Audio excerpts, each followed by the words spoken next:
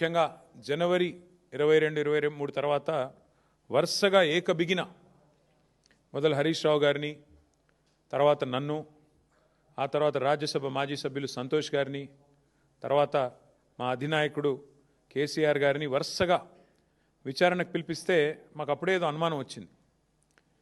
ఇదేదో diversion game బాగానే సీరియస్గానే ఆడుతున్నారు, ఎందుకు ఆడుతున్నారు, ఇంత హడావుడిగా ఎందుకు చేస్తున్నారు అని చెప్పి మాకు డౌట్ వచ్చింది.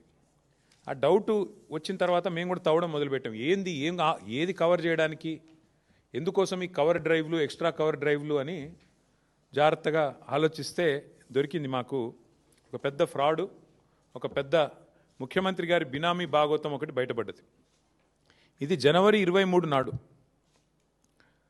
కేంద్ర ప్రభుత్వం అట్లాగే రాష్ట్ర ప్రభుత్వానికి సుప్రీంకోర్టు నోటీసులు ఇచ్చింది.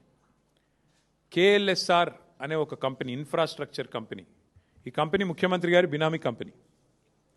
KLSR ఇన్ఫ్రా అనే కంపెనీ ముఖ్యమంత్రి గారి బినామీ కంపెనీ. నేనేదో ఊరికే అనట్లేదు, అది దానికి ఆధారాలతో సహా ఇప్పుడే మీకు చూపెడతాను.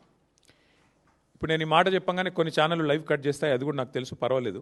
అయినప్పటికీ ఈ KLSR ఇన్ఫ్రా అనే కంపెనీ ఏదైతే ఉందో దాని భాగోతం బయటపడి సుప్రీంకోర్టు నోటీసులు ఇచ్చింది కేంద్ర ప్రభుత్వానికి, రాష్ట్ర ప్రభుత్వానికి.